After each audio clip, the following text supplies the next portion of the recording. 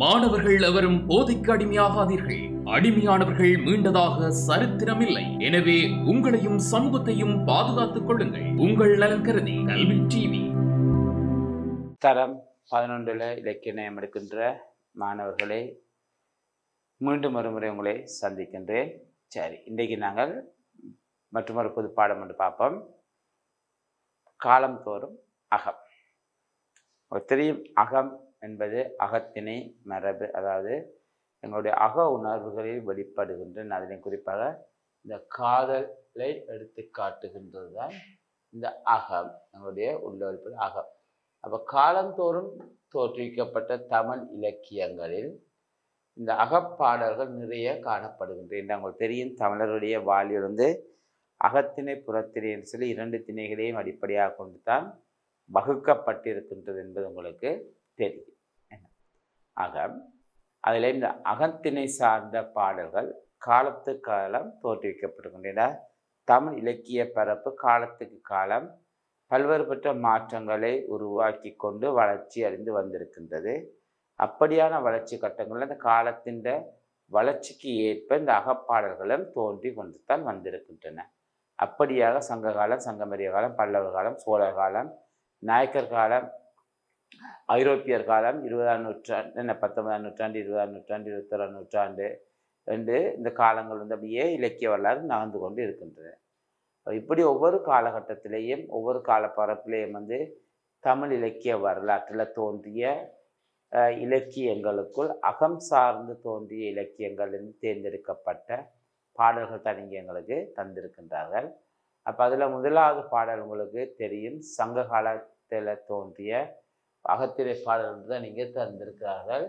அப்போ சங்க காலத்தில் குறுந்தொகை என்ற தொகை நூல் தெரியும் உங்களுக்கு. சங்க காலத்திலிருந்து 14 மேற்கணக்கு நூல்கள் தோன்றியது. 8 தொகை நூல்களும் 10 பாட்டு நூல்களும் தோன்றியது. அதான் 18 மேற்கணக்கு நூல்கள் என்று சொல்லப்படுகின்ற தொகை நூல்கள். அந்த தொகை நூல்கள் 8ல் ஒன்று தான் இந்த குறுந்தொகை. அந்த குறுந்தொகையிலேருந்து ஒரு பாடல் தான் நீங்கள் எங்களுக்கு தந்திருக்கிறார்கள். இது கபிலர் அவர்களால் பாடப்பட்ட பாடல் தான் தந்திருக்கிறார். இவர் சங்க காலத்து தமிழ் புலவர்கள் குறிப்பிடத்தக்கவர். அதிக எண்ணிக்கையில் பாடல்களை இயற்றியவர். இவர் இயற்றிய பாடல்களில் மிகவும் சிறந்து விளங்கியது 10 பாட்டில் உள்ள குறிஞ்சி பாட்டாகும். என்ன, அப்போ இங்கே அவரால் பாடப்பட்ட இந்த குறிஞ்சி கபிலர் பல பாடக பாடல்களே குறிப்பாக குறிஞ்சி பாட்டு இவரால் பாடப்பட்டது. அப்போ அதுலேருந்து தான் இங்கே இதில் எங்களுக்கு குறுந்தொகையிலேருந்து ஒரு பாட்டு தந்துருக்காங்க.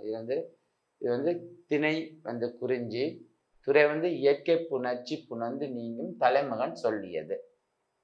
சரி, இயற்கை உங்களுக்கு குறிஞ்சி உங்களுக்கு தெரியும், மலையும் மலை சார்ந்த பகுதியும். அப்போ அங்கே வாழுகின்ற தலைவன் தலைவிகளுக்கு இடையிலான காத உணர்வு புணர்ச்சி என்று சொல்கிறேன். ஏன்னா தலைவனும் தலைவியும் கண்ட மாத்திரத்திலே இருவரும் பால் ஈர்க்கப்பட்டு புணர்தல் தான் உள்ளங்கள் புணர்தல் தான் புணர்ச்சி என்று சொல்லப்படுகின்றது. அந்த இயற்கை புணர்ச்சி இயற்கையாகவே உள்ள இணைவுடன் இணைந்து புணர்ந்து அவர்களுடன் இணைந்து அதற்கு பிறகு நீங்கி தலைவியை விட்டு நீங்கி செல்லுகின்ற தலைமகன் சொல்லியதாக அந்த பாடல் தான் இது. சரி, அங்கே எங்களுக்கு தந்திருக்கிறார்கள். இது திணை குறிஞ்சி, துறை இயற்கை புணர்ச்சி புணர்ந்து நீங்கும் தலைமகன் சொல்லியது. பாருங்கள். சுனை பூ குற்று தொடலை தை புன்ன கிளி கடியும் பூங்கட்பேதை தான் அறிந்தனலோ இளலோ பானால் பள்ளி ஜானையின் உயிர்த்தென் உள்ளம் பின்னின் தன்னுலை அதுவே என்கின்றார். சரியா, பாருங்கள். இது சுனை பூ குற்று தொடலை தை புனக்கிளி கடியும் பூங்கட்பேதை தான் அறிந்தனலோ இளலோ பானால் பள்ளி ஜானையின் உயிர்த்தென் உள்ளம் பின்னின் தன்னுலை அதுவே என்கின்றார். சுனைப்பூ என்று சொன்னால் நீர்ச்சுனைகளில் அருகே உள்ள பூக்களை பறித்து இந்த பூக்களை பறித்து, தொடல் என்ன மாலை மாலையாக தொடுத்து மாலையாக தொடுத்து திணை புனக்கிளி கடியும் தொடலை தைப்பு அதை தடுத்து புனக்கிளி கடையும் பூங்கட்பேதை மாலையாக தொடுத்து விளையாடுகின்ற புனக்கிளி புனம்னு சொன்னால் இந்த திணை புன தோட்டம் திணை தோட்டத்தில் சாமத்துக்கு வரும் என்ன கிளி கடியும், இந்த கிளிக்கடை திணை உண்பதற்கு அவருடைய கிளிகளை கடியும் சொன்னால் விரட்டுகின்ற பூங்கட் பேதை. பூங்கட் இங்கே கட்டுறது கண்ணா, பூம் என்றது அழகிய கண்களை உடைய பேதை. பேதை என்றால் என்னுடைய தலைவியே. தான் அறிவால் அறிந்தால் அந்த பெண் தான் அறிந்தாலோ இல்லையோ. பானால், பானால்னு சொன்னா நடுச்சாமம். பானால் என்று என்ன பிள்ளைகளா? நடுச்சாமமா. பானால் என்றது நடுச்சாமமா. பானால் என்றது நடுச்சாமம். என்னது? நடுச்சாமம். நடுச்சாமத்து பள்ளி ஜானியின் என்ன நடுச்சாமத்தில் என்ன பள்ளின்னு சொன்னா துயிலுகின்ற, நடுச்சாமத்திற்கு துயிலுகின்ற ஜானை என்ன ஜானையின் உயிர்த்தன் உள்ளம் பின்னும் தன்னுடைய அதுவே என்ன ஜானையை போல பெருமூச்சு விட்டேன். என்ன ஜானையை போல பெருமூச்சு விட்டு உயிர்த்தன் மூச்சை விட்டேன்.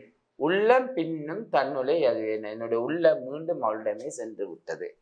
ஏனென்று சொன்னால் இதை பாருங்கள், சுனைனா நீர்ச்சுனைகளிலே பூத்திருக்கின்ற பூக்களை எல்லாம் பறித்து அதை மாலையாக தொடுத்து என்ன தொடுக்கின்ற திணைப்புலன் என்ன தொடுத்து திணைப்புலன் தோட்டத்தை என்ன காத்து வருகின்ற தலைவி. என்ன திணைப்புலன் தோட்டத்திற்கு வருகின்ற என்ன கிளிகளை விரட்டுகின்ற அழகிய கண்களை உடையவளான அப்படிப்பட்ட அந்த தலைவி, அழகிய கண்களுடைய அந்த தலைவி என தான் அவள் அறிவாளோ இல்லையோ, அவள் அறிந்தாலோ இல்லையோ.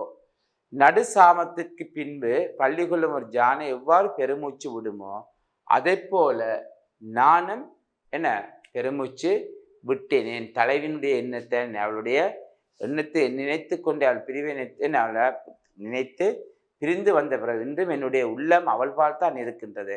அவள் எண்ணத்தை என்ன அவளுடைய எண்ணத்தில் அவளுடைய சிந்தனையிலேயே மூழ்கி நான் எதுவுமே செய்ய முடியாமல் பெருமூச்சு விடுகின்றேனே. ஏனென்றால் என் உள்ளம் அவளிடம் அல்லவா சென்று விட்டது, மீண்டும் அவளிடம் அல்லவா சென்று விட்டது, ஏன்னா அவளிடமே சென்று விட்டது என்று சொல்கிறார். பாருங்கள் ஏன்னா அப்போ அந்த தலைவனுடைய காதல் உணர்வு தலைவி மீதான அப்படி குறிஞ்சி நிலம் கொடுத்த மலை சார்ந்த அப்போ அங்கே பிரதானம் திணைப்புலங்கள் தான் விதித்தல் என்ன விதைத்தல். அப்போ அந்த திணைப்புலனை காப்பதற்காக தலைவிமார் செல்வார்கள். என்ன எப்படிப்பட்ட தலைவியா? நீர்ச்சினைகளில் உள்ள பூக்களை எல்லாம் பறித்து அதை மாலையாக தொடுத்து என்ன தொடுத்து கொண்டு தங்கள் பொழுதை போக்குவது மட்டும் இல்லாமல் திணைப்புலனுக்கு என்ன திணை தோட்டங்களுக்கு வருகின்ற கிளிகளையெல்லாம் விரட்டி அடிக்கின்ற அழகிய கண்களை உடைய அந்த பேதை என்ற இளம் பெண். பேதை என்றது அந்த இளம் பெண், அந்த இளம் பருவ பெண். என்ன அவள் அறிவாளோ இல்லையோ தெரியாது, அவள் அறிந்தாலோ இல்லையோ தெரியாது. என் உள்ள நிலையை பற்றி என் நிலை எப்படி இருக்கின்றன்னு சொன்னால் நடு சாமத்துக்கு பின்பு உறங்குகின்ற ஒரு ஜானையானது எவ்வாறு பெருமூச்சு விடுமோ அந்த பெருமூச்சை விடுகின்றதோ அதே போல நானும் என்னுடைய அவளுடைய நினைவுகளின் நினைத்து பெருமூச்சு விடுகின்றேன். ஏனென்றால் மீண்டும் என் உள்ளம் அவளிடமே சென்று விட்டது. நான் அவளை சந்தித்து அவளுடன் புணர்ந்து நான் அவளை விட்டு பிரிந்து வந்து விட்டாலும் என்னை பிரிந்து என்னுடைய தேவைக்காக நான் வந்து நின்றிருந்தாலும் ஆனாலும் என்னுடைய உள்ளம் மட்டும் அவளிடமே இருக்கின்றது. அவளே நீயே நானும் என்னுடைய மூச்சு அவளுடைய எண்ணன் பாலே வந்து கொண்டிருக்கின்றது என்பதைத்தான் சுவாசம் என்ன மூச்சு கூட அவ்வளவு பெருமூச்சாக இருக்கின்றது என்று சொல்லி தலைவன் தன் தலைவி மீதான காதல் உணர்வை எவ்வாறு அழகாக எடுத்து காட்டி இருக்கின்றான் என்பதை கபிலர் தன்னுடைய இந்த பாடல்களாக எடுத்து காட்டுகிறேன். என்னதான் அவளுடன் என்ன இயற்கையாக புணர்ந்து பிரிந்து வந்தாலும் ஆனால் என் உள்ளம் அவளுடன் தான் இருக்கின்றது. மீண்டும் அவளிடமே சென்று அவள் நினைவின் பாலே சென்று விட்டது. என்னுடைய இந்த நிலையை அவள் அறிவால இல்லையோ தெரியாது என்று சொல்லி என்ன சொல்வதாக அமைகின்றது தான் இந்த பிரச்சனை. இந்த தன்னுடைய என்ன நட்பு வட்டாரங்களுக்கு அவன் சொல்வதாக அமைந்திருக்கின்றது இந்த பாடல். அப்போ இங்கேயும் அவனுடைய காதல் உணர்வு தான் எடுத்து காட்டப்படுகின்றது. அகத்திணை என்ன அகத்திணையினுடைய என்ன குறிப்பாக சங்க காலத்தில் தோன்றிய அகத்திணை மரபு பற்றி இங்கே ஒரு பாடலில் பார்த்துருக்கோம். குறுந்தொகையில் வந்த ஒரு பாடல். சரியா? அடுத்தது பாடல் பாருங்கள். சங்கமரிய காலத்து பாடல். அப்போ சங்கமரிய காலத்து பாடலில் வந்து இங்கே எது தந்திருக்கிறாங்கன்னு சொன்னால் கார் 40 உங்களுக்கு தெரியும். சங்க காலத்தில் தோன்றிய 10 கீழ்கணக்கு நூல்களில் அகம் சார்ந்து எழுந்த நூல் வந்து கார் 40. இங்கே வந்து அறம், அகம், புறம் என்று சொல்லி 3 வகையான நூல்கள் தோன்றியது. அதில் கார் 40 வந்து அகம் சார்ந்து எழுந்த ஒரு நூல். அப்போ இதில் வந்து பாடிய மதுரை கண்ணன் கூத்தனார் என்பவர் தான் பாடியிருக்கின்றார். அப்போ கூத்தனார் என்பவருடைய இயற்பெயர், இவர் தந்தையார் பேர் கண்ணன், இவர் வாழ்ந்த ஊர் மதுரை. சரியா? அப்போ பாருங்கள் என்ன, கூத்தனார் என்பது இவருடைய இயற்பெயர். கூத்தனார் இயற்பெயரை கொண்டவரால் பாடப்பட்டது. இவருடைய தந்தை கண்ணன், இவர் வாழ்ந்த ஊர் மதுரை. அதனால் அவர் மதுரை கண்ணன் கூத்தனார் என்று தன்னுடைய பெயரை சூட்டி கொண்டன. மதுரையில் வாழ்ந்த கண்ணன் என்பவருடைய மகன் கூத்தனார் என்ற பொருளில் தான் இங்கே தந்தை பெயரை சூட்டியிருக்கின்ற மதுரை கண்ணன் கூத்தனார் என்று சொல்லியிருக்கின்றார்.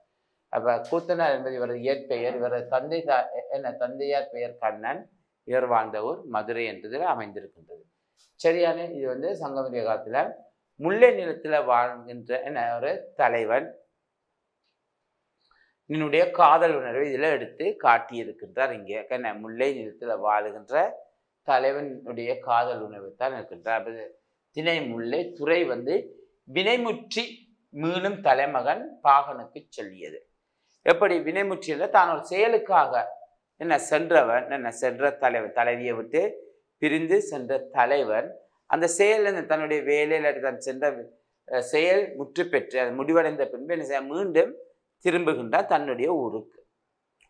அப்போ தன்னுடைய ஊருக்கு அவன் திரும்பி வருகின்ற போது என்ன நடக்கின்றன்னு சொன்னால், அங்கே முல்லை நிலம் உங்களுக்கு தெரியும், வயலும் சரி காடும் காடு சார்ந்த பிரதேசம் முல்லை உங்களுக்கு தெரியும். காடும் காடு சார்ந்த தன்னை முல்லை பிரதேசத்துக்கு வருகின்றான் யாரு?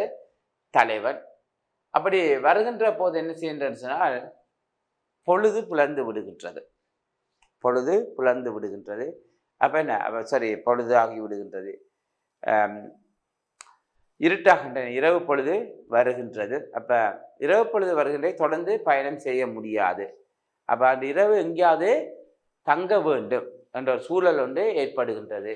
அப்போ எங்கே தங்கலாம் என்று எண்ணுகின்ற போதுதான் அவனுக்கு என்ன ஞாபகம் வருது? தன்னுடைய தலைவியினுடைய ஊர். என்றால் அவளுடைய ஊரை தாண்டி தான் என்ன செய்யணும், தன்னுடைய ஊருக்கு செல்ல வேண்டும். இரவு ஆகிவிட்டது. ஆகவே தன்னுடைய ஊருக்கு செல்ல முடியாது. இரவு எங்கே தங்கலாம் சொல். ஆகவே தன்னுடைய தலைவியினுடைய ஊரிலே தங்கலாம் என்றால் அங்கு தங்கினால் தனக்கு என்ன விருந்து சிறப்பாக அமையும் என்பது அவனுக்கு தெரியும். என்றால் அந்த ஊர் மக்களை பற்றி அவன் நன்கு அறிந்திருக்கின்றான். அந்த ஊர் மக்களுடைய பண்பை அறிந்திருக்கின்றான். அந்த ஊர் மக்களுடைய பண்பின் பால் ஏற்பட்ட நட்பின் இல்லாட்டி அவனுடைய அந்த மதிப்பின் காரணமாக தாங்கள் என்று அங்கு இரவை பொழுதை கழித்தால் அங்கே தங்களுக்குரிய கௌரவம் அங்கு சிறப்பாக கிடைக்கும் என்பதை உணர்ந்துதான் சொல்லுகின்றான். அப்படி தன்னுடைய தலைவியை பற்றியும் தன் தலைவியினுடைய ஊரின் சிறப்பை பற்றியும் சொல்லுவதாக அமைந்திருக்கிறது இந்த பாடல். அப்போ அங்கே தலைவன் மீதான காதலையும் உடனான தலைவியினுடைய ஊரினுடைய சிறப்பை இங்கே பாடல் எடுத்து காட்டுகின்றான். பாருங்கள். சிரல் வாய் வனப்பின வாகி நிரல் ஒப்ப ஈர்த்தன் தவளம் தகைத்தன சீர்தக்க செல்வ மலை மதற்கண் சின்மொழி பேதையூர் நல் விருந்தாக நமக்கு. சரியா பாருங்க. சிரல் வாய் வனப்பின ஆகி நிரல் ஒப்ப ஈர்த்தன் தவளம் தகைத்தன சீர்தக்க செல்வ மலை மதர் கண் சின்மொழி பேதை ஊர் நல் விருந்தாக நமக்கு என்று சொல்கின்றார். அப்ப இது எங்கிட்ட வருங்க, ஈர்த்தன் தவள தகைத்தன என்று வரும். சரியா? செம்முல்லை பூக்கள் சிரல் வாய், சிரல்னா கிச்சிலிக்குருவியினுடைய வாய் என்று வரும். சரியா? ஈர்த்தன் என்றால் ஈரண்டா குளிர்ச்சி, ஈரண்டா குளிர்ச்சி மிக்க, ஈர்த்தன் என்றால் குளிர்ச்சி மிக்க. தவளம் என்று சொன்னால் செம்முல்லை பூக்கள். என்ன? குளிர்ச்சி மிக்க செம்முல்லை பூக்கள் சிரல் வாய் வனப்பின் ஆகி. என்ன? அதாவது சிரல் வாய் என்று சொன்னால் சிரல்னா கிச்சிலி குருவினுடைய வாய் போலும். அந்த கிச்சிலி குருவி என்று சொல்லப்படுற குருவினுடைய வாய்ப்போலும் அழகுடையவனாகிய என்ன அந்த செம்முல்லை பூக்கள் நிரல்னா வரிசையாக என்ன வரிசையாக நிற்க தகைத்தன என்று சொன்னா அரம்பின தகைத்தன சொன்னா அப்படியே என்ன அப்படியே வரிசையாக என்ன வரிசை வந்து அப்படியே அரம்பி இருக்கின்றன என்ன அரம்பி இருக்கின்றன சீர்தக்க சிறந்த செல்வத்தை உடைய சிறந்த செல்வத்தை உடைய மலை மதற்கண் மலை போன்ற மதத்தன குளிர்ந்த கண்களை உடைய கண்களையும் சில்மொழி என்ற சில்மொழி என்று சொன்னால் சிலவாகிய மொழியினையும் உடைய பேதை என்ற தன்னுடைய தலைவியினுடைய ஊர் காதலியினுடைய ஊர் நமக்கு நல்ல விருந்தையரும் இடமாகும் நமக்கு நல்ல விருந்தையரும் இடமாகும் என்கின்ற அப்ப இன்றைக்கு இரவு பொழுது தங்க வேண்டும் எங்க தங்கலாம் என்ற போதுதான் சொல்லுகின்றால்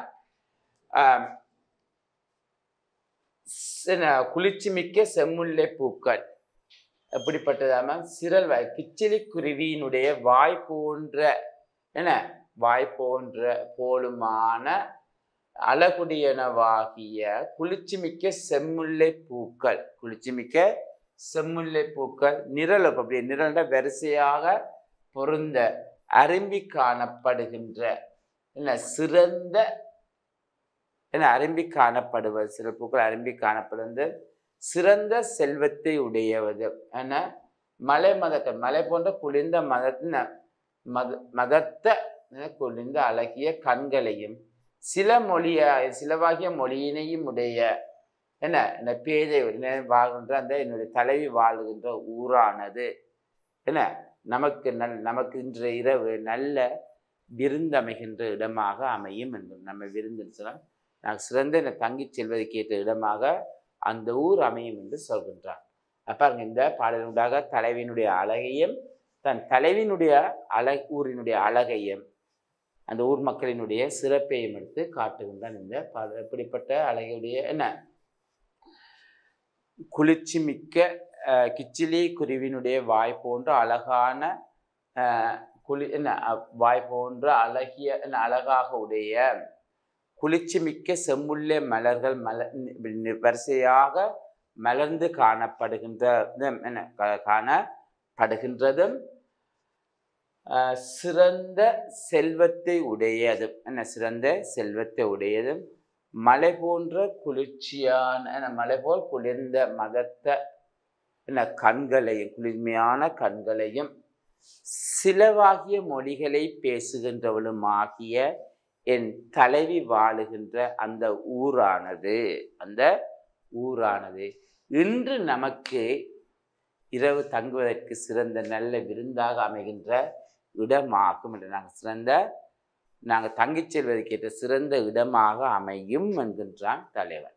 அப்ப இந்த பாடலினூடாக என தலைவன் தன் தலைவியினுடைய அழகையும் தலைவி மீதான காதலையும் தன் தலைவியினுடைய ஊரின் சிறப்பையும் அந்த மக்களினுடைய பண்பையும் எடுத்து காட்டியிருக்கின்றது, அவதானிக்கக்கூடியதாக இருக்கின்றது. இந்த பாடலினூடாக கூட என் தலைவனுடைய காதல் உணர்வு வெளிப்படுத்தப்படுகின்றது நாங்கள் காணக்கூடியதாக இருக்கின்றது. என்ன மதுரை கண்ணன் கூத்தனார் என்பதால் பாடப்பட்ட இந்த பாடல் பாருங்கள், முல்லை நிலத்துக்குரிய பாடல். என்ன முல்லை நிலம் காடு சார்ந்த இடம் என்பது உங்களுக்கு தெரியும்.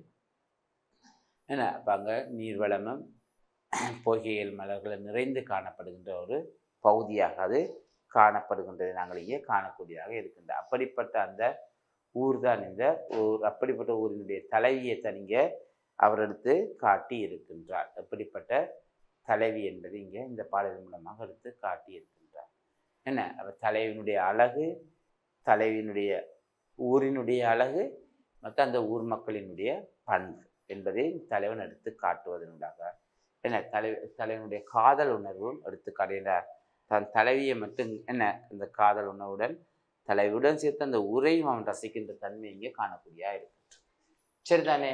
அப்போ தன் தலைவி வாழ்ந்த ஊரினுடைய அழகு சொல்லப்பட்டிருக்கின்றது, அந்த தலைவியினுடைய அழகு சொல்லப்பட்டிருக்கின்றது, அந்த மக்களினுடைய பண்பு சொல்லப்பட்டிருக்கின்றது இந்த பாடலின் ஊடாக என்பதை நாங்கள் காணக்கூடியதாக இருக்கின்றது. அதை பாருங்கள் மீண்டும் முறை என்ன எப்படியாமா சிரல்வாய் வனப்பின வாகி நிரலொப்ப ஈர்த்தன் தவள தகைத்தன சீர்தக்க செல்வ மலை மதற்கண் சின்மொழி பேதையூர் நல்விருந்தாக நமக்கு. இது கிச்சிலி குருவின் வாய் போன்ற அழகு உடையதும் குளிர்ச்சி மிக்கதுமான செம்முல்லை பூக்கள் உடைய வரிசையாக மலர்ந்து அரும்பி காணப்படுகின்றதும் சிறந்த செல்வத்தை உடையதும் மலை போன்ற குளிர்ந்த கண்களை உடையவளுமான உடையவளும் சிலவாகிய மொழிகளை பேசுவதும் ஆகிய என்னுடைய தலைவி வாழுகின்ற ஊரானது. என்னுடைய தலைவி வாழுகின்ற ஊரானது இன்று நாம் இரவு தங்கிச் செல்வதற்கு நல்விருந்தாக அமையும் இடமாகும் என்கின்றான் தலைவர். இடமாகும் என்று சொல்கின்றான் தலைவர். இதான் அந்த பகன குளிர்ந்த முல்லைப்பூக்கள் கிச்சிலிக்குருவின் வாய் போலும் அழகுடையனமாக வரிசையாக அரும்பியனாயின. அதனால் இப்போது சிறந்த செல்வத்தை மலை போன்ற குளிர்ந்த கண்களையும் சிலவகைய மொழியினையும் உடைய காதலின் ஊரானது நமக்கு விருந்தையரும் இடமாகட்டும் என்று சொல்வதாக அமைந்திருக்கின்றது இந்த பாடல். சரி, இவ்வாறு அமைந்திருக்கிறது இந்த பாடல் என்பதை நாங்கள் இங்கே காணக்கூடியதாக இருக்கின்றது. சரி, இப்போ நாங்கள் அடுத்த பாடல் பார்த்துருக்கோம். என்னது? சங்கமரிய காலத்தில் தோன்றிய ஒரு அகத்திணை பாடல் இங்கே பார்த்துருக்கின்றோம். சரி, இனி அடுத்த நாங்கள் பார்க்க போகிறோம் பல்லவர் காலம். சரி, உங்களுக்கு தெரியும் பல்லவர் காலம் கிறிஸ்துக்கு பின் 3 தொடக்கம் 6ஆம் நூற்றாண்டு, சரி 6 தொடக்கம் 9ஆம் நூற்றாண்டு பல்லவர் காலம். சரி, இப்போ அந்த காலத்தில் எழுந்த ஒரு பாடல் இலக்கிய நூல் தான் நாச்சியார் திருமொழி. இதை பாடியவர்கள் தெரியும். ஆண்டாள் வைணவ ஆழ்வார்களில் ஒருவரான அந்த ஆண்டாள் இவர் தமிழ் இலக்கியத்தின் பெண் படைப்பாளிகளுக்குள் குறிப்பிடத்தக்கவர். குறிப்பாக பெண்களுடைய காதல் உணர்வை மிக அழகாக எடுத்து காட்டியவர் இந்த ஆண்டாள். ஆண்டாள் தன்னுடைய தலைவனான திருமால் மீது கொண்ட காதல் உணர்வை இங்கே ஒரு புதிய பரிமாணத்தில் எடுத்து காட்டி இருக்கின்றவர். சிறப்பாக இந்த காதல் உணர்வுகளை மிக ஒரு புதிய பரிமாணத்தில் எடுத்துக்காட்டி அதனுடைய தாக்கத்தை ஏற்படுத்தியவள் இந்த ஆண்டாள். அவளால் பாடப்பட்ட நாச்சியார் திருமொழி என்ற அந்த பாடலில் இருந்து ஒரு பாடல் தான் இங்கே எங்களுக்கு தந்திருக்கிறார்கள். தாங்கள் தமிழ் இலக்கியத்துக்கு பெண் படைப்பாளிகள் வழங்கிய வளமான பங்களிப்பின் வரிசையில் ஆண்டாளும் முதன்மையானவர் ஆவார். இவரது பாடல்கள் தமிழ் கவிதை புலத்தில் புதிய பரிமாணத்தை ஏற்படுத்தியது. இவரது பாடல்கள் பெண்மையின் மன உணர்வுகளை தத்துருவமாக சித்தரிப்பனவாகும். சரிதானே? அப்போ அதில் பார்த்தீங்கன்னு சொன்ன திணை அல்லது ஒழுக்கம், கைக்கிளை இந்த ஒருதலை காதல் துறை மதுசூதனன் என் கைத்தளம் பெற்ற கணா கண்டேன் என்கின்றார். மதுசூதனன் என்ற திருமால் தன்னுடைய கைத்தளம் பெற்ற கணா கண்டேன் தன்னை திருமணம் செய்வதாக கனவு கண்டதாக சொல்கின்றது தான் இந்த நாச்சியார் திருமொழி. அதனுள்ள ஒரு பாடல் இங்கே எங்களுக்கு தந்திருக்கிறார்கள். பாருங்கள் என்ன பாடல்? மத்தளம் கொட்ட வரிசங்கம் நின்றூத முத்துடை தாம நிறை தாழ்ந்த பந்தற்கீழ் மைத்துன நம்பி மதுசூதனன் வந்தென்னை கைத்தளம் பெற்ற கணா கண்டேன் தோழி நான் என்கின்றார். சரியானே? அதாவது மத்தளம் கொட்ட வரிசங்கம் நின்றூத முத்துடை தாம நிறை தாழ்ந்த பந்தற்கீழ் மைத்துன நம்பி மதுசூதனன் வந்தென்னை கைத்தளம் பெற்ற கணா கண்டேன் தோழி நான். அப்ப என்ன பாருங்கள் தோழி என்று சொல்லலாம். தோழியே மத்தளம் முதலான மங்கள வாத்தியங்கள் முழங்கவும் வரிகளை உடைய சங்குகள் ஒலிக்கவும் மைத்துனன் முறையுடையவனுமான மைத்துனன் முறையுடையவனும் மைத்துனன் நம்பி மதுசூதனன் நற்குணங்களை நிறைந்தவனும் மதுசூதனன் என்னும் பெயரை கொண்டவனுமான அந்த கண்ணன், அந்த கிருஷ்ணன் முத்துடை தாமம் முத்து மாலைகள் நிறையாக தொங்க விடப்பட்ட பந்தலின் கீழ் அந்த பந்தலின் கீழ் என்னுடைய கைகளை பெற்ற நான் கணா கண்டேன் என்கின்றார். எப்படிப்பட்ட என்று சொல்லாப்பார்கள் நான் கண்டேன் என்கின்றார். அதாவது தோழி மத்தளம் முதலான மங்கள வாத்தியங்கள் முழங்கவும் வரிகளை உடைய சங்குகள் வரிசையாக நின்று உதவும்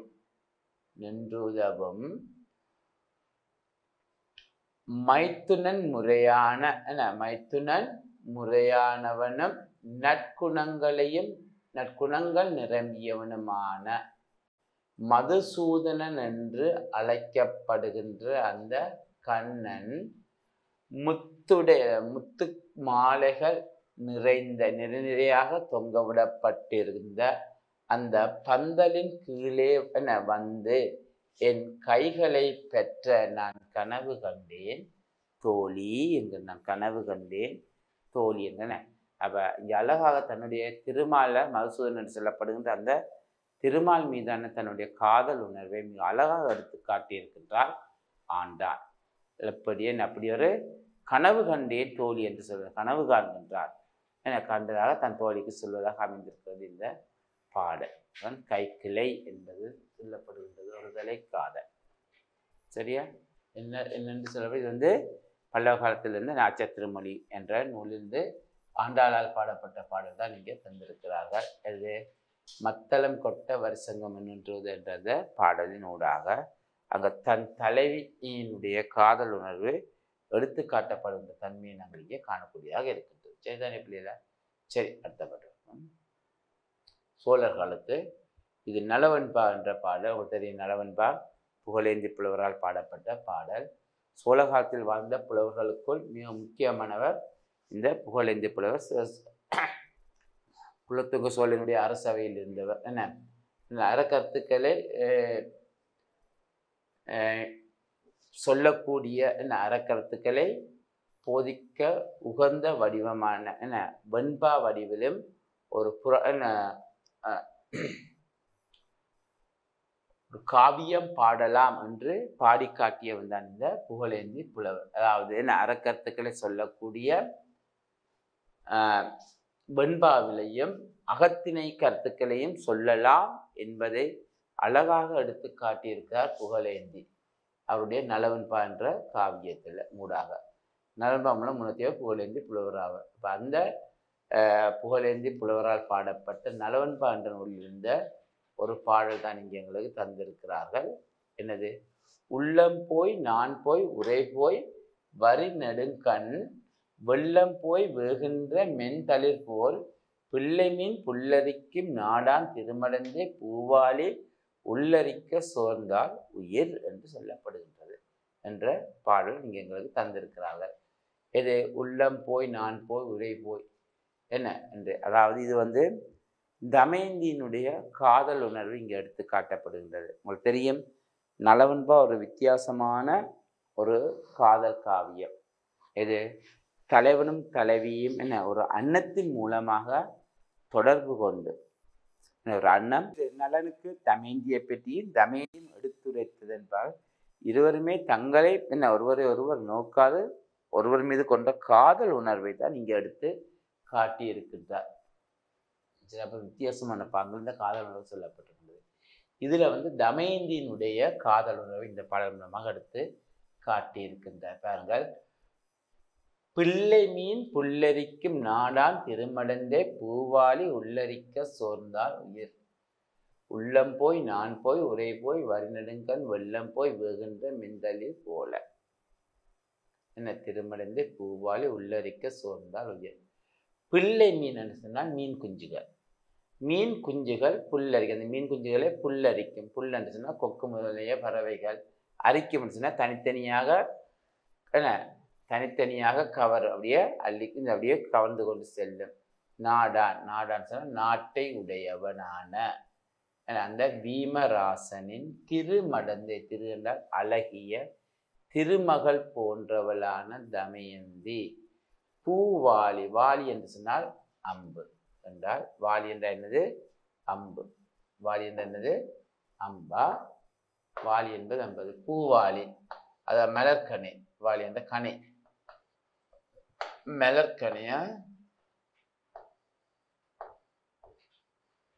மலர்கனை. சரி, கனி என்பது அம்பு.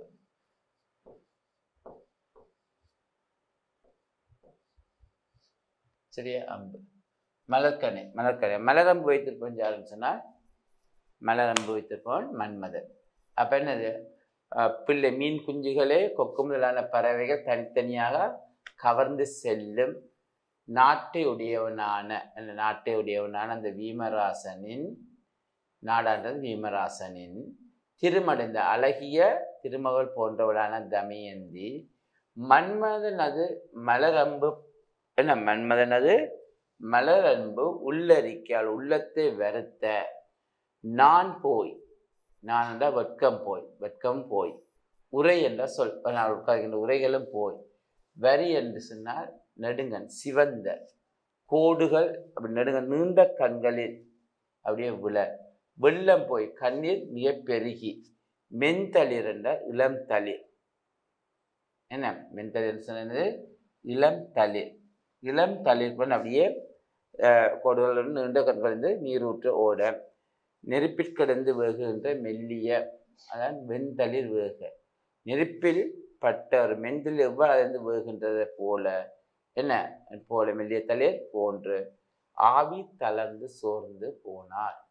என்ன சோர்ந்தால் உயிர்ன்றது இங்கே ஆவி. அவருடைய ஆவி இப்படியே தளர்ந்து சோர்ந்து போயிருந்தால் அவளின் காதல் உணர்வார்.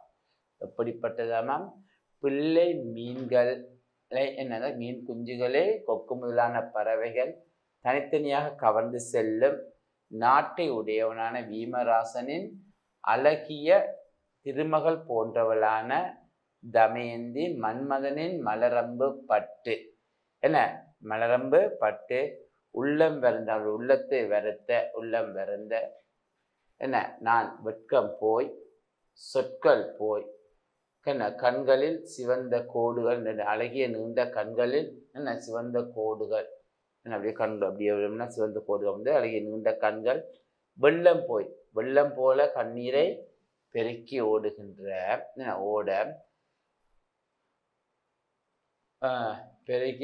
ஓட மென்தளிர் வேகின்ற மென்தளிர் போல நெருப்பில் விழுந்து